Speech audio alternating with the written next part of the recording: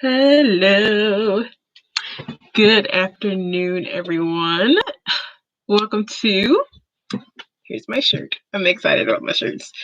Friday Faith Sessions on the Live, Breathe, Beat Desmoid Tumor channel with me, Brianna. Thank you so much for joining me today. It is Friday, February the 5th, 2021. Like, where has the time gone? I feel like January just got here and now it's gone. It's totally gone. Never coming back. January 2021 is never coming back. And I definitely I kind of sort of enjoy the snow just from afar. Like, I like to look at it. I don't like to be in the snow. It's nice to get some snow because I know last winter we got like zilch. Yeah, I want to say last winter I don't even think I had the chance to wear a winter coat because it just was not that cold. And I did not need a coat. And normally, I'm a January baby, so with my birthday being in January, I never did like the cold, even though I was born in it. I just, me and the cold don't get along. So, but it was nice to have this snowfall. Unfortunately, the girls didn't get a chance to get out this time to make a snowman, and the snow was perfect for a snowman. The first snowfall we had, the snow was not snowman-able snow. But this time it was, and they didn't get a chance to make a snowman. But anyway, I digress. Again, welcome to my channel. Thank you guys for tuning in. Would like to remind you to like, comment, and subscribe if you have not already done so. Friday Faith Sessions is a continuation, so to speak, of my She Named It Trevor testimonial vlog.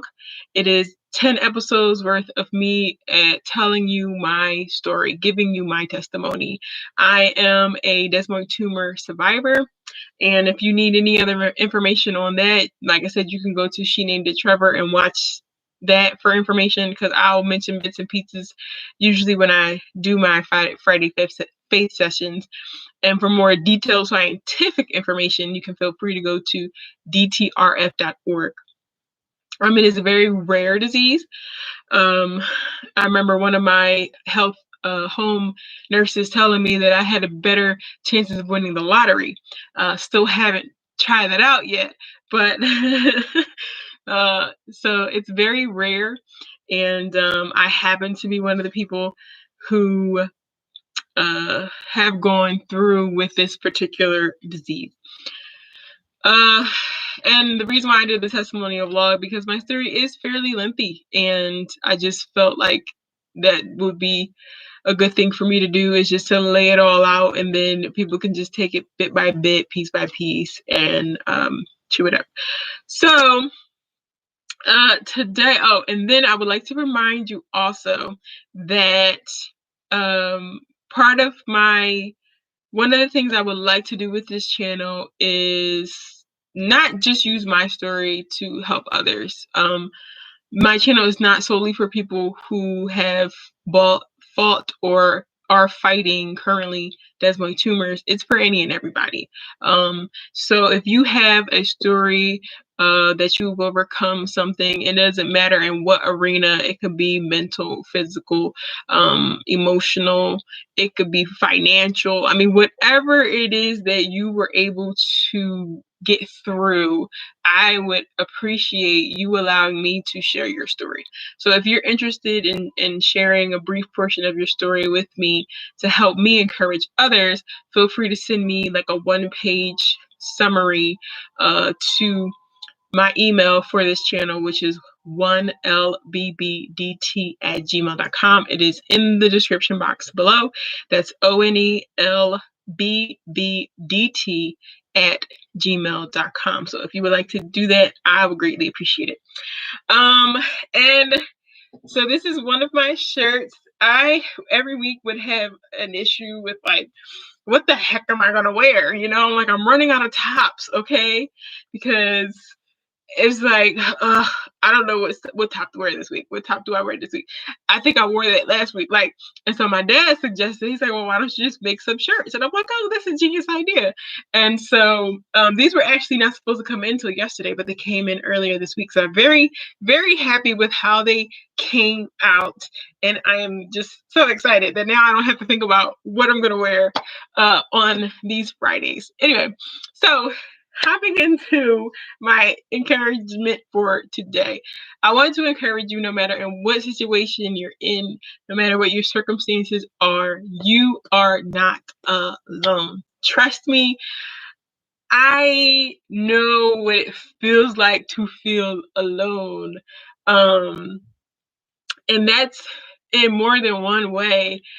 When you are physically going through, you can feel alone with the respect that anyone who is there to encourage you or to be an aid to you, it's only to a certain extent, because you feel like if they can't sympathize with what I'm going through, they can't possibly understand what I'm feeling. Therefore, as much as they're here to help me, I still feel alone. And I've dealt with that. And then you also have the alone where you're with people, you're surrounded by people, but you still feel alone. And it just kind of goes back to that no one knows what I'm going through. No one can comprehend. No one can understand. No one can possibly relate to my situation. And that can cause you to feel completely alone, like you are by yourself, even though you're with people or you have a support group. It's very easy to feel alone. And I think this can be a hard thing to kind of get past and get through, especially when you're going through something in your body. And I think I've mentioned multiple times, especially in my She Named It Trevor vlog series, about how much I was grateful for the support system I had. I had so many people backing me up, praying for me, just being an encouraging word, being there for me, being a listening ear, getting me whatever it is that I needed. Like, just, I had a very strong support system going through what I was going through. But then there were still moments where it was just like, because no one is experiencing the discomfort that I'm experiencing, no one is experiencing the mental turmoil that is going through my thoughts right now. It's like, yes, as strong as my support system was, there were times where I just still felt completely alone. But I want to encourage you today that you are not alone. You are not alone, because even if there are people there, if there are not people there, no matter the case, God is always there.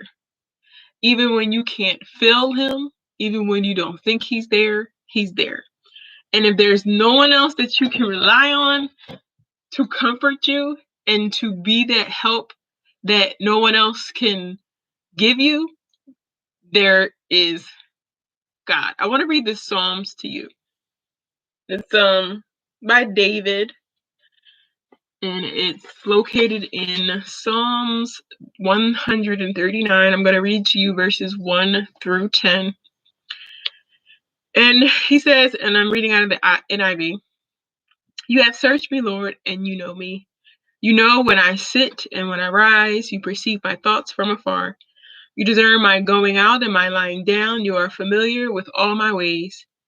Before a word is on my tongue, you, Lord, know it completely. You hem me in behind, you hem me in behind and before, and you lay your hand upon me.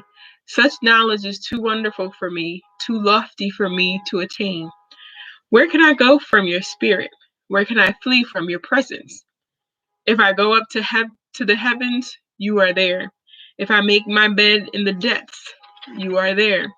If I rise on the wings of the dawn, if I settle on the far side of the sea, even there your hand will guide me, your right hand will hold me fast.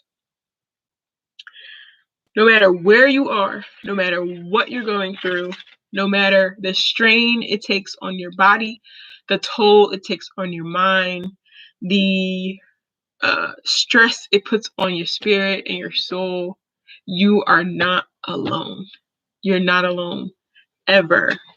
I also want to read to you now this particular scripture that I'm about to read to you. Jesus was, he had died on the cross, and he came back after the third day, and he sent his disciples out. He gave them the Great Commission. And at the end of that, this is Matthew 28:20. At the end of that, he says, "And surely I am with you always to the very end of the age." You are not alone. And the thing about what I love about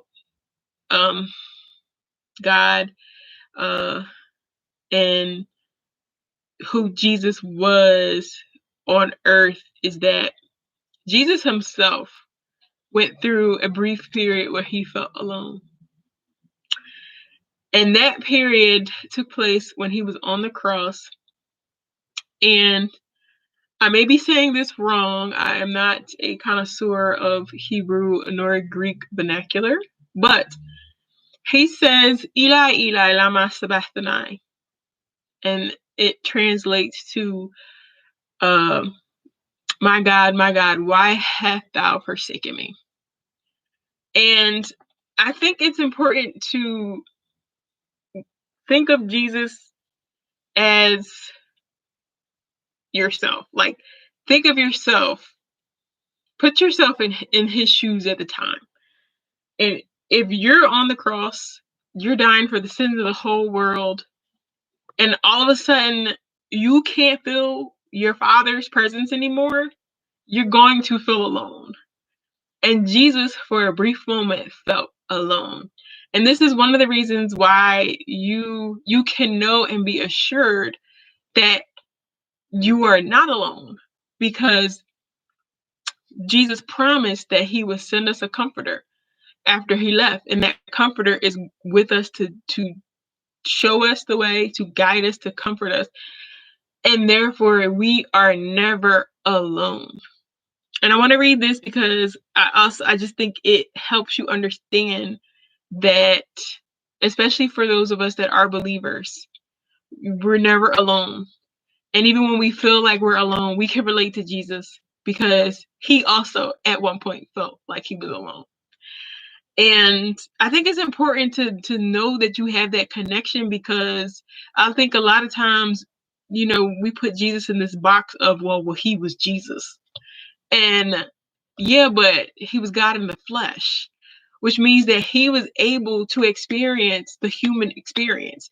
And in the human experience, we go through times where we're frustrated, we're upset, we are sad, we are happy, we are hungry, we are tired, we are weak, we are strong.